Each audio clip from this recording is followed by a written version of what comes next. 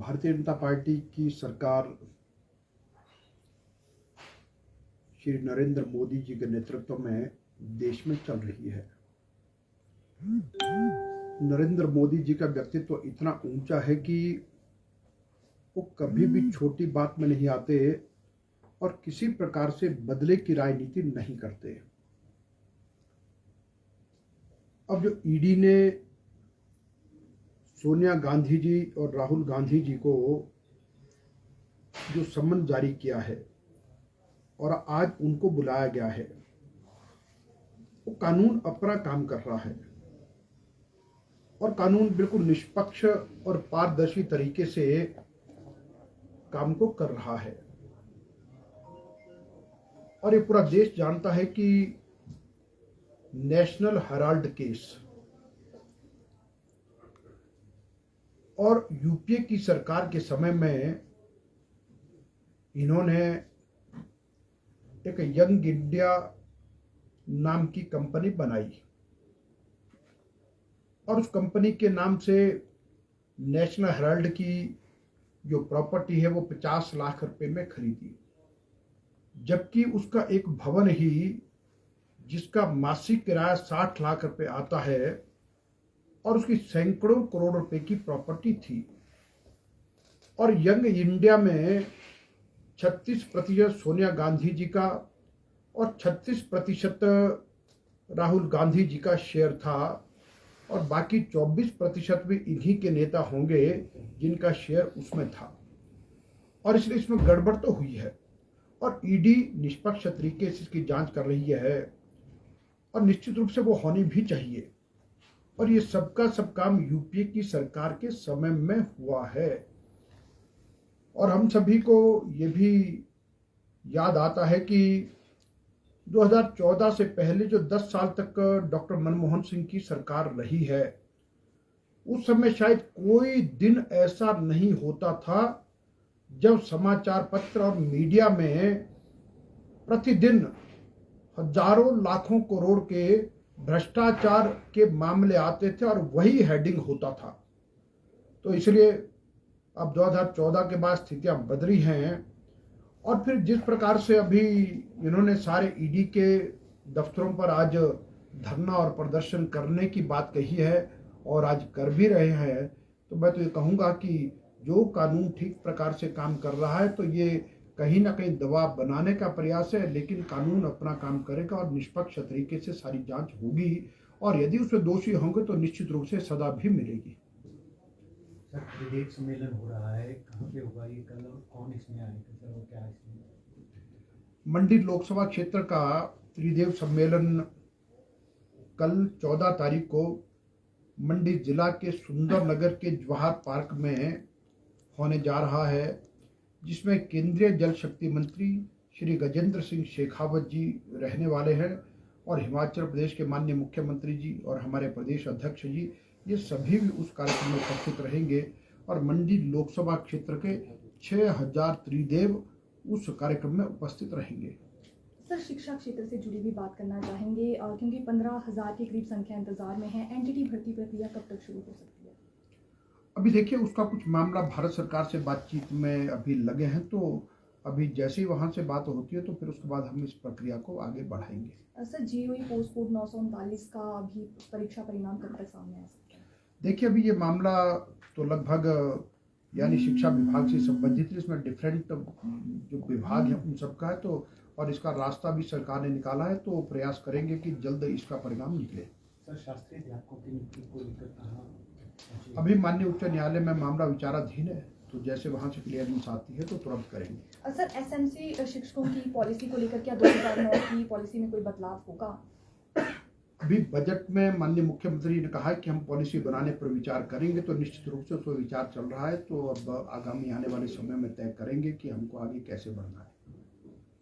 Doctor साहब, एक लगातार आम आदमी पार्टी के जो भी नेता है बात चलाते हैं, दिल्ली स्कूल मॉडल की बात करते हैं। अब तो केजरीवाल खुद आए थे, कह रहे हैं कि आपके स्कूल के बच्चों का भविष्य बढ़िया कर देंगे, तमाम हॉस्पिटल ठीक कर देंगे, रोजगार दे देंगे। ये एजेंडा लेके रोज आते हैं, जबकि हिमाचल प्रदेश देश में नंबर 1 पे एजुकेशन सेक्टर में है। हाउ विल रिस्पॉन्ड, आप कैसे रिस्पॉन्ड करेंगे उनको? मुझे ये लगता है कि दिल्ली के मुख्यमंत्री अरविंद केजरीवाल झूठ बोलने में बहुत माहिर है और झूठ को कैसे बार बार बोला जाता है इसमें भी माहिर है। जबकि हिमाचल प्रदेश देश भर में साक्षरता दर में सबसे बेहतर है और हिमाचल प्रदेश में टीचर और स्टूडेंट का जो रेशो है पढ़ने का, वो देश भर में सबसे बेहतर है। और ये जानकारी भी मैं आपसे साझा करना चाहूँगा कि हिमाचल प्रदेश जनसंख्या की दृष्टि से बहुत छोटा प्रदेश, केवल मात्र 70 लाख की जनसंख्या, और भौगोलिक दृष्टि से बहुत कठिन और दुर्गम। और हिमाचल प्रदेश में लगभग 16,000 शिक्षण संस्थान चलते हैं और उन शिक्षण संस्थानों में हमारे लाखों बच्चे शिक्षा ग्रहण करते हैं और लगभग 80,000 शिक्षक हिमाचल प्रदेश में शिक्षा प्रदान करते हैं। और हिमाचल प्रदेश का जो शिक्षक समुदाय है वो अपने काम को बहुत ईमानदारी पूर्वक, बहुत अच्छी प्रकार से बच्चों को पढ़ाते हैं। और इसलिए आज भी देखेंगे कि सबसे अधिक अगर पढ़े लिखे और सरकारी क्षेत्र में नौकरियां हैं तो पूरे देश में सबसे बेहतर हिमाचल प्रदेश में लोग सरकारी नौकरी में हैं और निजी क्षेत्र में भी जाते हैं।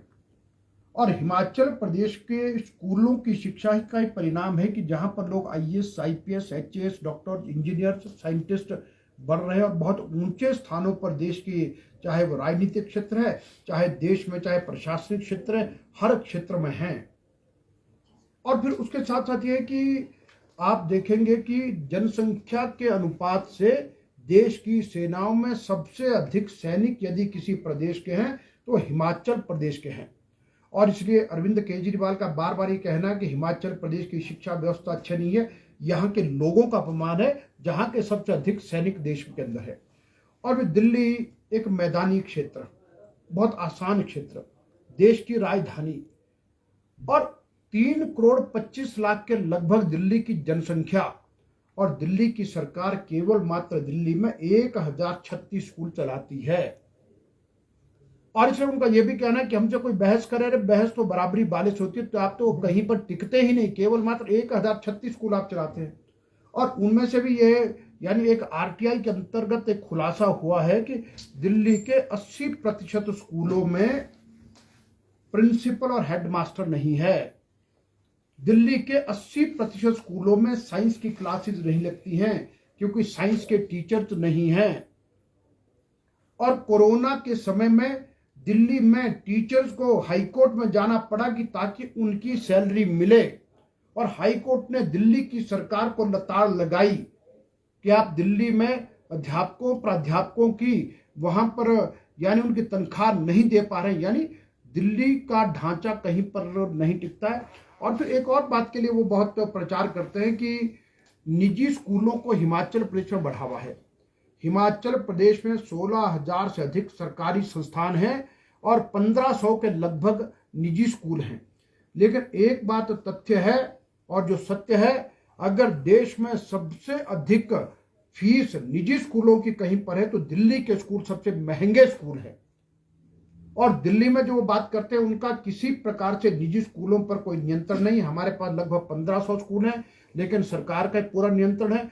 कुछ 1% को छोड़ करके कहीं पर हो सकता है, लेकिन अधिकतर जगह पर सरकार का भी पूरा नियंत्रण है ताकि किसी प्रकार की कोई नहीं। इसलिए जो मनीष सिसोदिया और अरविंद केजरीवाल ये बात कहते हैं तो मैं तो ये भी कहूँगा कि स्वास्थ्य के क्षेत्र में भी यदि बात करें तो अरे दिल्ली तो देश की राजधानी है। हिमाचल प्रदेश जहाँ पर हमारे लगभग हर जिले में मेडिकल कॉलेज, एम्स हमारे पास, PGI का सैटेलाइट सेंटर हमारे पास, हिमाचल प्रदेश में स्वास्थ्य सेवाएं भी बहुत बेहतर हैं और बहुत बेहतर तरीके से हमने आगे बढ़ाई है। इसलिए अरविंद केजरीवाल जी और मनीष सिसोदिया झूठ बोलना और इस प्रकार की बात करना, अब दिल्ली और अभी दिल्ली के बाद पंजाब में उनकी सरकार आई है, पंजाब की कानून व्यवस्था ठप हो गई है, पंजाब के अंदर शिक्षा व्यवस्था का हालत खराब है, स्वास्थ्य ढांचा खराब है, नशाखोरी प्रतिदिन बढ़ रही है।